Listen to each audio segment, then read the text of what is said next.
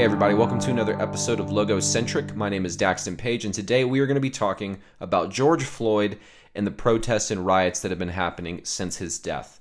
Now, I want to start by saying I think everybody is in mutual agreement that his death was absolutely tragic and inhumane and unwarranted in every way.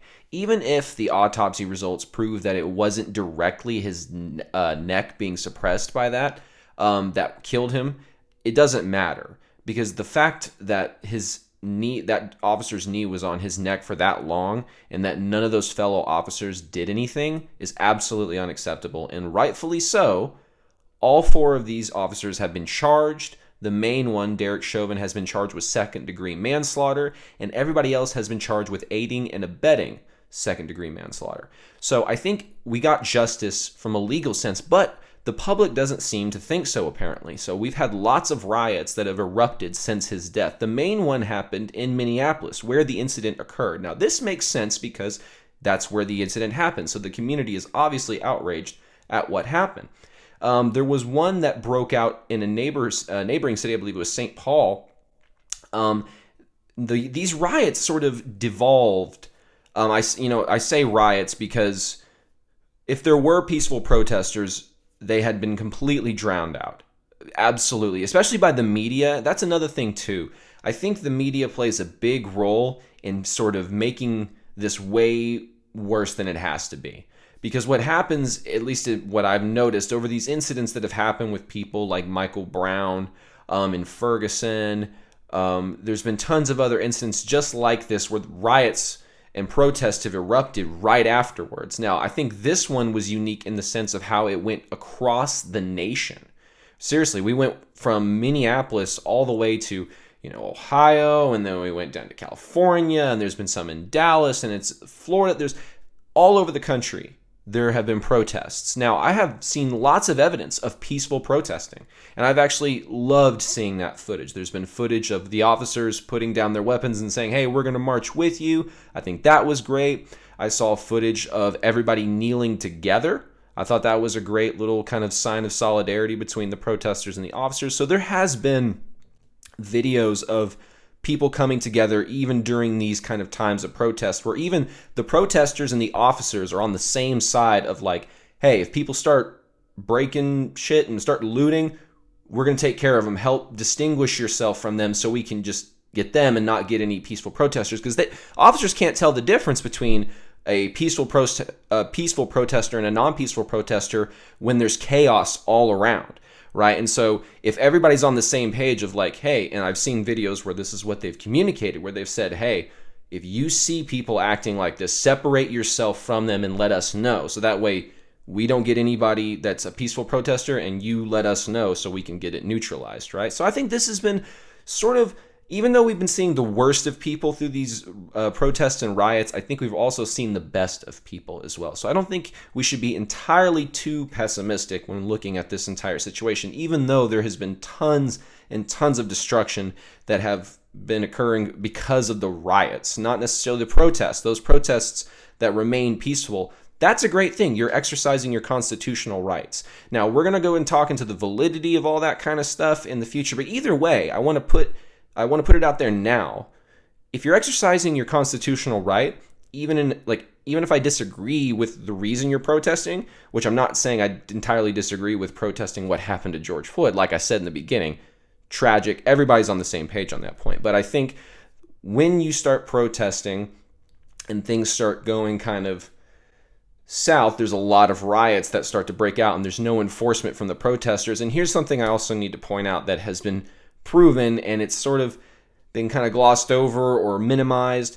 Listen, Antifa has infiltrated these. They've infiltrated these protests, and so what happens is you have people that are not part of Black Lives Matter who are breaking and vandalizing shit. And there's even been videos of people like, "Hey, don't do that," and they're like, "We're doing this for you."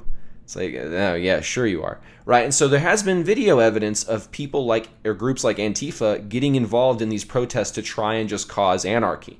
Right? But there's also been evidence of people just from the protests being angry and looting targets and things like that. That's not entirely Antifa. So I think it's important to be honest with, yes, there have been people who have been manipulating and infiltrating these protests to cause chaos, but we can't act like it's just been those outside agents that have been the 100% result of all the chaos, and that all the protesters are good, all the rioters are just on these crazy fringe, groups and all that kind of stuff. I don't think we can just say that so simplistically. It has been a mixed bag of protesters who have just been completely engulfed in rage and stuff like that, and so they go and they loot a store and stuff like that. Now, some people are just taking advantage. They're not even from Antifa. They're not part of Black Lives Matter. They're just people taking advantage of the fact that they're sort of free of consequences for the moment. At least they think they are, even though most of the stuff's being filmed, so you're not exactly out of the woodworks when it comes to that. Anywho, people think of it as an opportunistic time to, I'm going to go grab 3 TVs,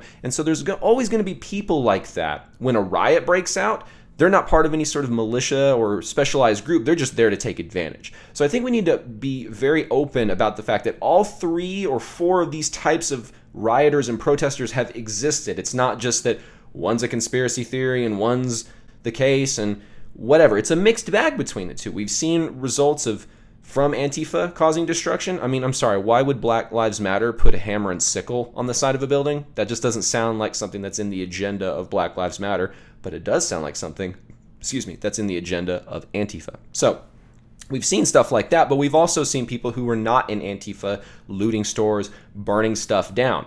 So it's very important to, okay, well, if it's not just these far left, far right extremist groups that are getting involved, why would normal people be turning to this types of behavior? We talked about the opportunistic people, right? We talked about those things, but really it comes down to how these people were raised and how they view the system at large. And like I said, the media plays a big part in that. It turns into this, well, if I'm not going to do the research myself to figure out exactly what's going on, because I'm so involved in my day-to-day activities that I don't have time to do it, I'm going to rely on condensed low-resolution news sites like Fox, CNN, MSNBC, CBS, and all this kind of stuff, right? And so you get this very one-sided, very filtered, very, I would say, magnified version of problems. I think this has been one of the big issues with social media and old news media getting involved in social media, is this, the headline on the article, but then you click on the article and there's content inside that article that contradicts the title. So they're just begging, they're hoping, don't click on the article, just think the title's good enough and that you can just keep scrolling, and then that little image you have of this scenario that they've painted using this article title, it's low resolution, but they want you to believe that because it fits a certain narrative, right? So this has been the certain issue that has been just sort of creeping, it's just been kind of creeping underneath our culture, waiting to get brought back up. And I think these protests were essentially the culmination of that ideology, had a chance now to just rise up from underneath and take to the streets. And we've seen, the reason I'm talking about the ideology now is because when you see things like, okay, we're doing this because we're trying to avenge the death of George Floyd, but in a sense, we're going to burn down businesses even if they're black. And I've had black friends who have said, well, they have insurance, so they'll be okay being, what would you call it, pawns for the greater good. So sorry about you, but in the greater scheme of things, this is bigger than you, so tough shit. That's essentially what I was told, and I'm like, this is very strange that there's hi, white guy, defending black business owners, and then you have people who are part of Black Lives Matter who are themselves black saying that they don't care about those people. But it's like, in the name of your organization, it says that you do. And so that's why I'm very, very skeptical of the particular movement in the organization Black Lives Matter. Maybe not necessarily the movement, but just the organization, right? Because I'm totally for the idea that Black Lives Matter and we should value black lives just like we value all lives. I think this is a non-starter because, at least to me, I grew up in the South, and I've known stuff like this since like elementary school and before. Like I've always been around people of different colors and sexual orientations, so none of this stuff made much sense to me when everyone's like, well, this is such a huge problem. It's like, well, I'm sure there's spots where people are still stuck in their ways because, like most people know, intolerance, bigotry, racism, all that stuff is taught. I'm talking about the ideology because it seems that in the name Black Lives Matter, you figure, oh, we care about all black lives. But then when black business owners are losing their businesses and their lives' work that they've been putting into these businesses and they're being destroyed in the name of the greater good, I just don't see how that's an acceptable position. But yet these are things that are regularly being pushed by Black Lives Matter and in the organizations that support Black Lives Matter. And so I think we need to be very cautious to say, yes, Black Lives Matter, but I do not support the organization Black Lives Matter because I believe they use that title as a misnomer, right? I think the term misnomer is one of the most important terms in the English language that we should have like really embedded into our psyche when we were in school because it's used against us so many times. Like, do you remember Parks and Recreation, right? You remember that show? Remember there was that group, the Reasonableists? If you haven't seen the show, it's like, oh, the Reasonableists? They must be a reasonable group of people. Well, it's actually, they're not. They're actually a bunch of crazy cult people that think there's going to be not a dinosaur, but a creature, like Godzilla-like creature that's going to come back and kill us all, right? Oh, on June 6th, he's going to come back and kill us. And then it doesn't happen. So, I'm sorry. The book actually said July 6th, so maybe we can push it back a month, right? But they called themselves the Reasonableists because if you challenged them, it made it sound like you were questioning reasonable people. Now, this analogy, I think, applies to so much of modern politics. People are like, the movement is Black Lives Matter. It's like, okay, that's a great name, but we need to figure out if your name's not just a misnomer so that you can get away with other political activities that don't support the title of your organization, which is what you boast about. You know, this is the meaning of the whole organization, is Black Lives Matter. And it's really, the evidence has shown it's Black Lives Matter when I can use it as a political weapon to get votes. Like, I'm sorry if that upsets you, but the fact of the matter is, this happens every 4 years. Why does it happen every 4 years when black people are dying throughout the year? Not just every 4 years, but every day black people are dying. And Black Lives Matter is completely silent on that. And to me, that's a glaring hypocrisy that no one is addressing. No one's addressing, but everyone's going to hashtag Black Lives Matter because they want to feel like they're part of a movement, right? And so this is, again, why I focus on the ideology, is because that is what takes people who were just angry at something that was obviously tragic and turning them into mouthpieces and mascots for an ideology I don't think they completely understand.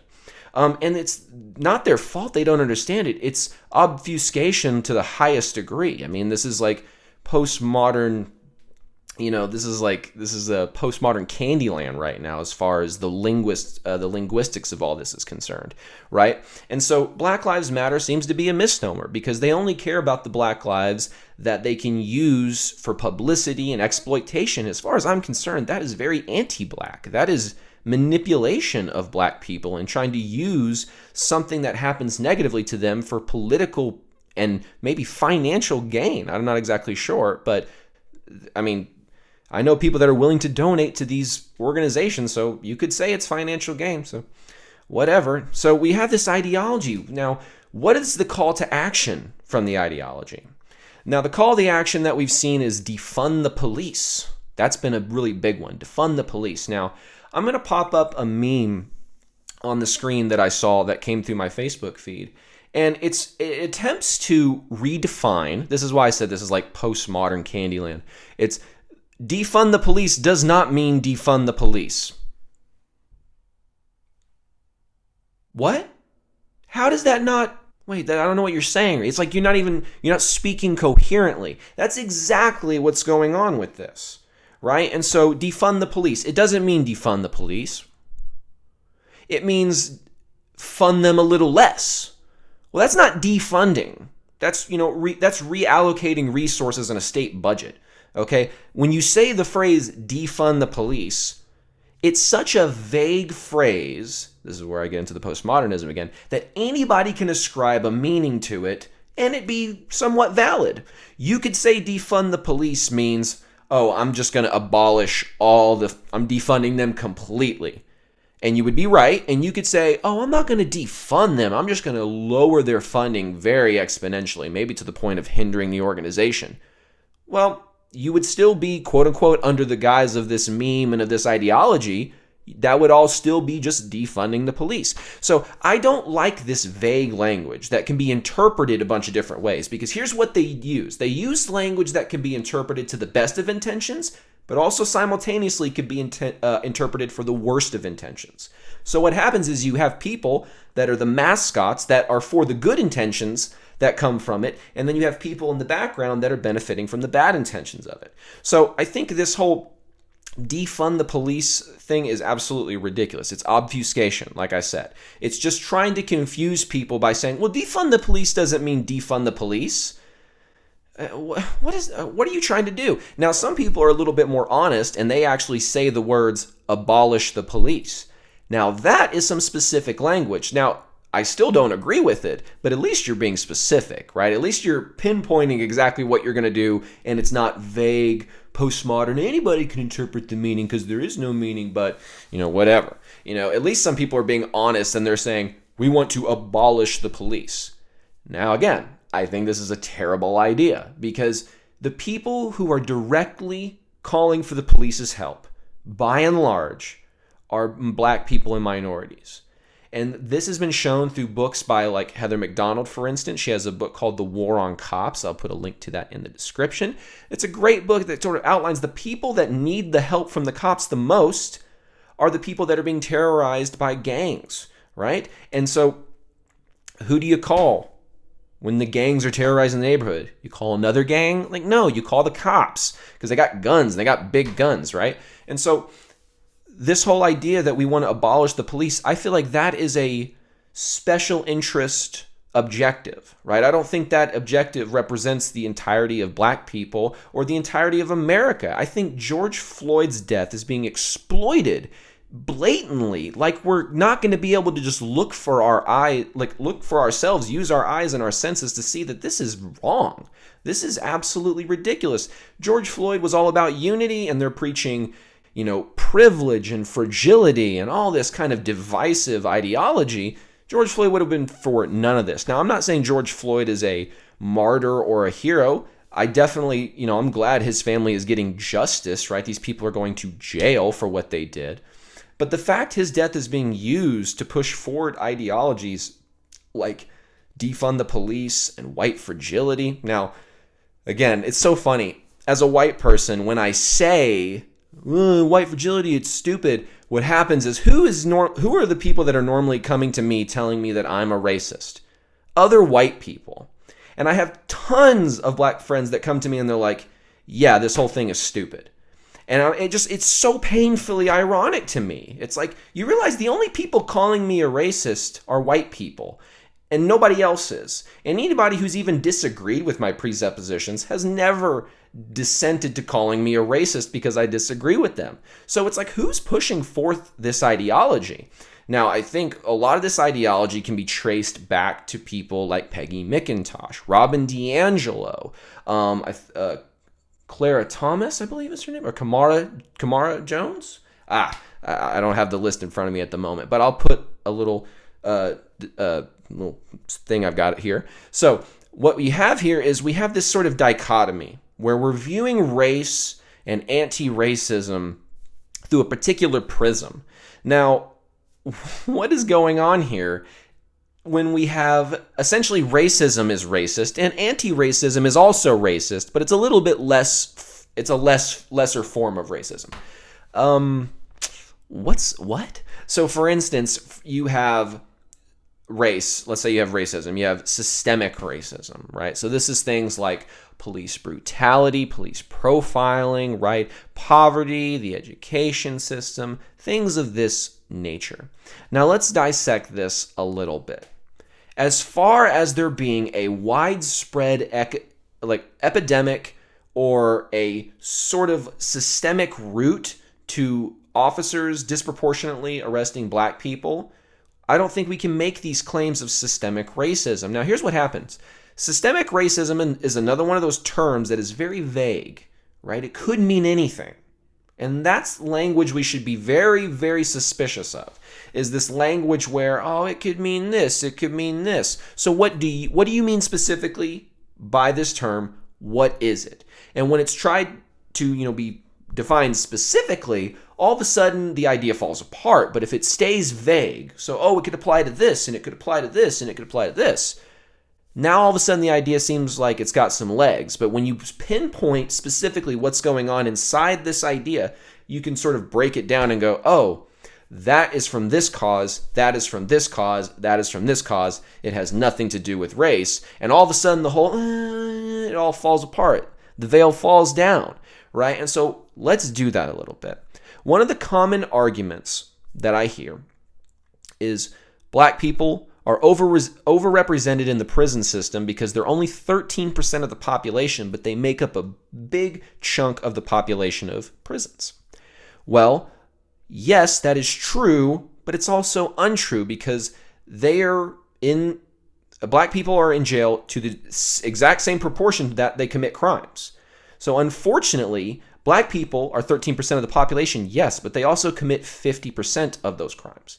Right? And so I have statistics in the description for the Federal Bureau of Investigation, right? There's statistics and stuff that sort of back this claim up. So they make up 13% of the population, 50% of the crime. Okay, well, now here's something I don't want to be misinterpreted. I'm not saying that this statistical, we'll call it phenomena, is directly correlated to race, right? I am not making that argument. Okay. Now, the reason I make that little disclaimer is because people like to assume if you think X, then you must think Y, Z, and everything else afterwards, without wanting to actually clarify your position more specifically, right? And so I want to, because what happens is if you question, this is the way the ideology has been sort of made on purpose, is if you question it, now you're suspicious because, well, if you question whether white fragility or white privilege is real, then that's just evidence that you're racist. And it's funny, this is like, I think this is probability by falsification. I think I may have that wrong. But it's a sort of fallacy where it's an unprovable statement and you're using the fact that it's unprovable as evidence that it's proof. It's ridiculous. And if you break it down to the level of an analysis of the individual, the whole idea of white fragility and white privilege falls apart, right? Because it's not that privilege doesn't exist. Again, this is something we covered in the past episode about white privilege. It's not that privilege doesn't exist. It's that you cannot narrow all of the diverse privileges that people have within their lives and just shove it into the category of race. That in and of itself is a racist act because it's an attempt to ascribe to an entire community that is diverse within itself one unique characteristic, right? That's like the definition of stereotyping and profiling. So we should not fight discrimination with more discrimination. You don't fight profiling with more profiling. Just like you don't fight more sexism, you don't fight sexism with more sexism, right? It's this whole idea that two wrongs don't make a right. And it's sort of a cliche and people say, oh, that's a platitude because it doesn't get anything done. It's like, that is ridiculous. I remember posting a status about these riots where I was like, not the protests, the riots. And I said, burning down businesses is not going to help the cause. It's looting. This is not a good idea. And I had people come to me and say, what has peaceful protesting ever done? I'm like, have you heard of the fucking Civil Rights Act of 1964 or the Voting Rights Act of 1965? And honestly, here's the thing too. Those laws wouldn't have even been necessary if the Constitution, as it was written with the 13th, 14th, and 15th Amendment, was just enforced in the South. We wouldn't have even needed these laws. But because of the democratic Jim Crow laws that existed in the South, we had to make the Civil Rights Act, right? But we got it, right? And we got it through peaceful protesting. We got it through sit-ins, the March on Washington, right? And our biggest champions of those movements were nonviolent, peaceful protesters like Martin Luther King, right? And so to say, what has he ever done? Or, because I've seen people post memes that, what has MLK ever done? I'm like, are you kidding me? Is this where we're at in our society, where we're saying, what has MLK ever done? I remember growing up in school and thinking MLK was a hero. Like, where did everyone get off that track? What grade did that happen? I don't remember that happening. Maybe it happens in college. Who knows? But this whole idea that peaceful protesting has never gotten us anywhere. And then we see conflations with things like the Boston Tea Party and the American Revolution. It's like we are trying to compare conditions that are absolutely not comparable. They're not comparable. I'll say it again. They're not comparable. People were owned as property during during slavery, right? That was something that was worth fighting over, right? Because people were being owned as property and their individual rights were being suppressed. And there was one party that was preventing that and one party that was saying, no, we need to give those people individual rights. And so we had a war over it, right? These situations in 2020 are nowhere close to even a 0.1% of that. Absolutely not. You want to talk about systemic racism? Go read the Nuremberg laws. That's systemic racism. That's racism in the law, the system, right? You can draw a line from the system to the racist act. You could say, oh, the racist act is because of the system, because of this policy and this enforcement right here. Boom.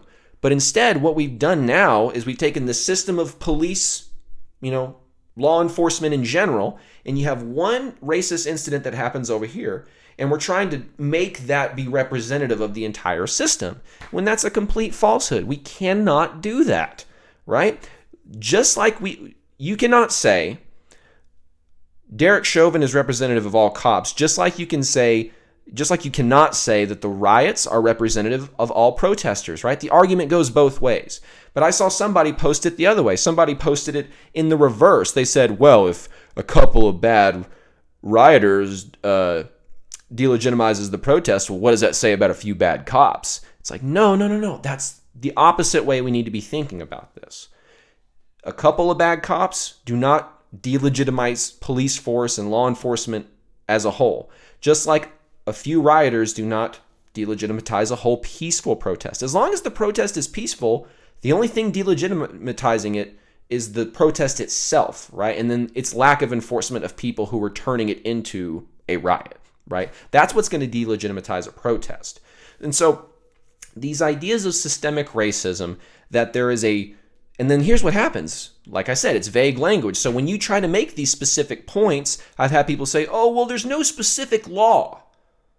I'm like, okay, then how can you say it's systemic? Because by definition, for it to be systemic, it would have to be enforced by some policy, some law, some clause, and some sub thing here that some agency is enforcing over here, but we can't find it because it's not there, right?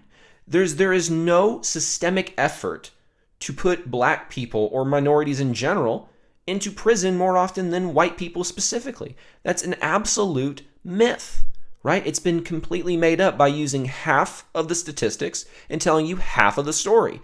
They say 13% of the population, but X% in the prisons. But they don't tell you that percentage in the prisons matches exactly to the amount of crimes committed by that population, right? So okay, what happens there?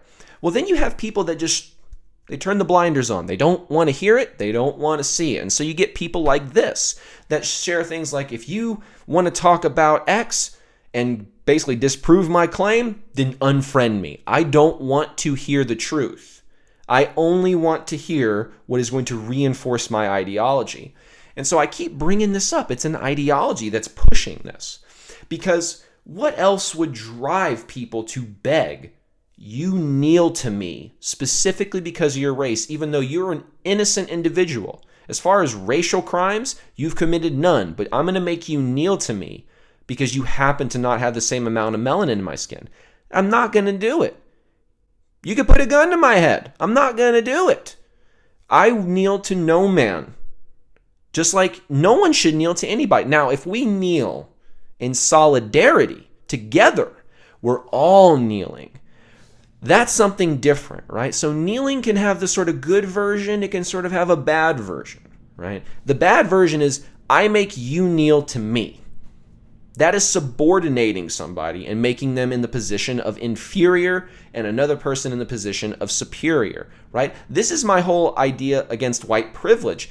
White privilege assumes if you believe white privilege, you believe that by virtue of me being white, let's say, I am therefore more privileged and better than you in our society. It's like, that is so prejudicial. I would never assume that because of my skin color, I have an advantage over somebody. And that's when the people come out and they say, well, that's because you can't see the systemic oppression against them and it's invisible and you inherit your privilege and you can't see that. It's like, I know exactly where my family came from. And so to sort of narrow everyone's experience into you are this color, therefore your life has been this. There is nothing more prejudicial than that. And the fact that it used to be done against black people and now we're using against everybody else is ridiculous. We're just transferring the same racist ideology in just a new guise. Why can't we let it go, right? It's because I think human beings at our core, from an evolutionary perspective, and again, I'm not saying just because it happens in evolution that it's good, but we are tribal by nature. And I have said time and time again that racism is like a form of tribalism, right? And so the less tribal we can become, I'm almost positive the less racist we would become as a society. But the more tribal we become, the more I am in this group, you are in this group, that builds up the foundations for us to view each other as inferior and superior. Like Thomas Sowell said, I think that any process that ascribes superiority, equality, inferiority to any group of people will diminish freedom because it does not take into account the diversity that exists among human beings. Not just the diversity among people within a race category, but diversity among human beings as such, right? And so this whole idea of, well, we live in a systemically racist society, and therefore, if you deny it, that is just proof that not only are you racist, but you're weak, right? And that you're fragile. This is emotionally manipulative, right? They're trying to convince you to feel guilty for having a certain skin color. This is no different than racists of the South and the Democratic Party in the Ku Klux Klan saying that black people are inferior just because of the melanin in their skin. This is no different an argument. You don't beat the Ku Klux Klan by developing their same ideology but then turning it around on them. You put forth a better ideology, right? You put forth a better set of ideas that undercuts the racism, the tribalism, and brings us all together. That's what we should be striving for. And that's what I think I've seen a lot of people do in these protests. But there's definitely been a lot of chaos and destruction that's been unneeded. That's been completely unneeded. And people are saying that, well, that destruction is warranted because you're just a pawn for the greater good. And as long as some greater good, like defunding the police, whatever vague definition that has, you're just a pawn for that. And so suck it up because you got insurance. They don't take into consideration that, yes, businesses may have insurance when this goes down, but think about something. If I'm a big chain, I've got lots of money. Yeah, I could just, take the insurance money and rebuild the store in the same location. And it's like, oh, the Target's back, but it's a little bit newer now, right? Or I could just let that building, I could sell that building or just let it rot away, who knows? And I can go move to a different location that I know is not going to get looted and there's not going to be a riot that comes in and loot our stores. So what's going to happen? I don't know. It's a little too early to tell. But there will be businesses that move. And by doing that, you destimulate that local economy.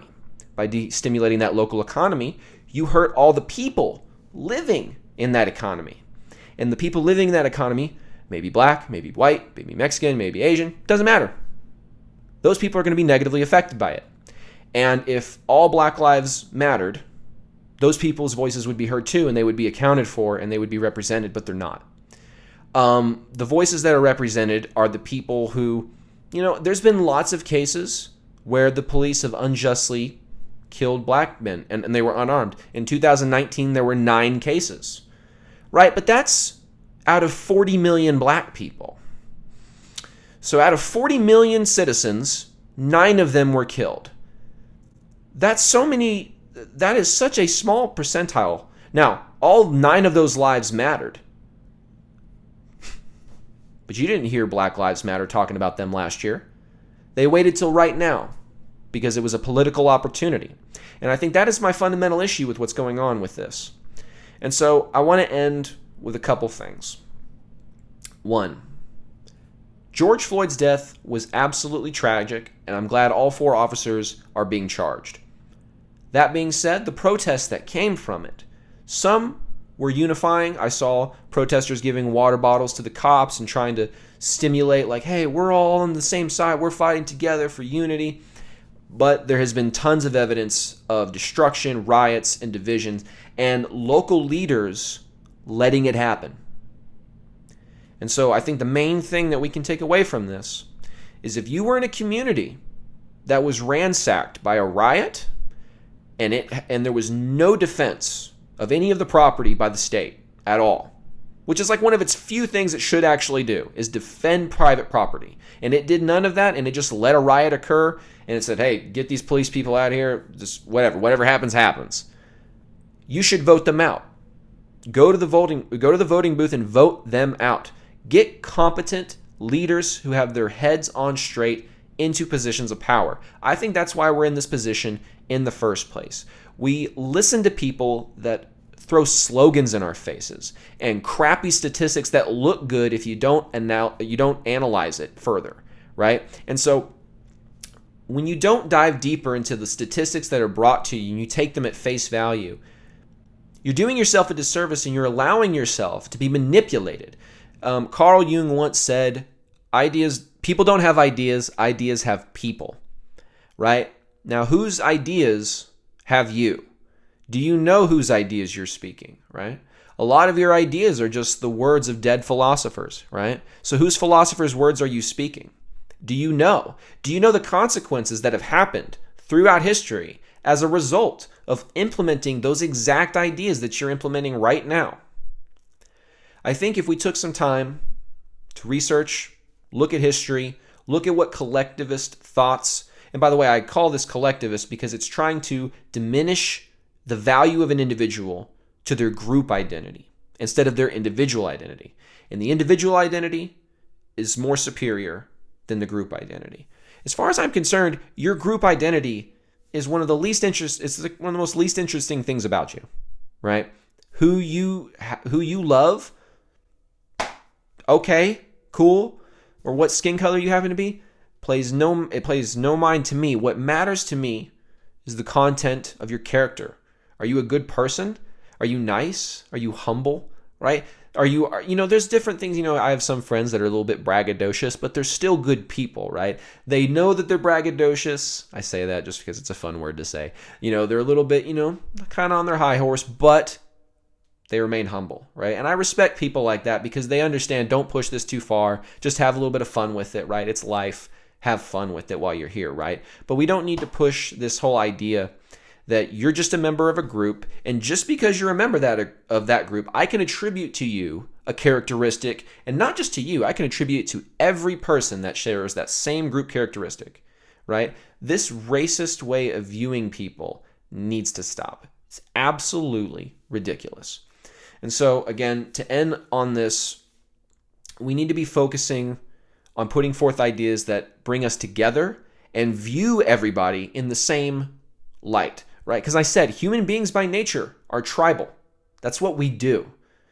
If we're going to have any chance of breaking this tension, we have to all become a part of the same tribe, right? And so we have to set forth ideas that make that possible.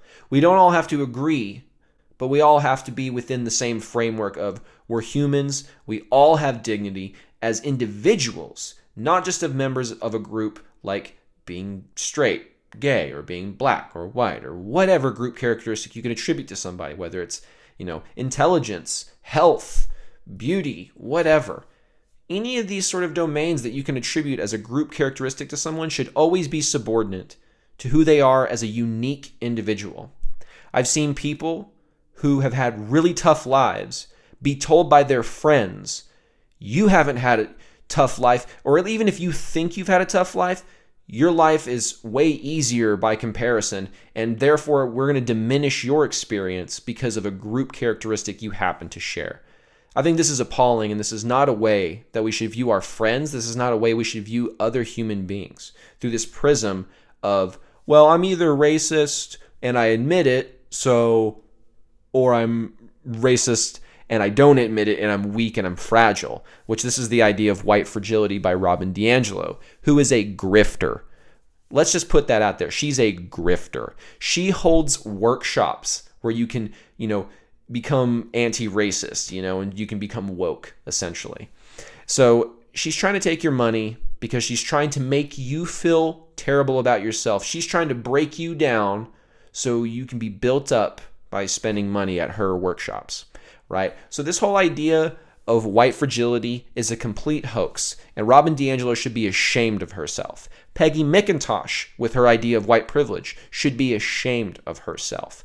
And the postmodern thinkers should be ashamed of themselves for allowing themselves to put forth a framework of ideas that allowed this nonsense to take place at all, right? So I'm going to close out with that. If you enjoyed today's discussion, please leave a comment. What do you think about what's been going down in today's society with the riots and the protests and what happened to George Floyd? And what do you think about this idea of systemic racism, white fragility, white privilege? Drop all that in the comments section. Let's get a discussion going. Keep it civil as always. If you like content like this and you want to see more of it, hit the like button as well as the subscribe button. Hit the notification bell to be notified when new episodes like this come up. And I will see you guys on the next episode. I'm Logocentric. Thank you for watching.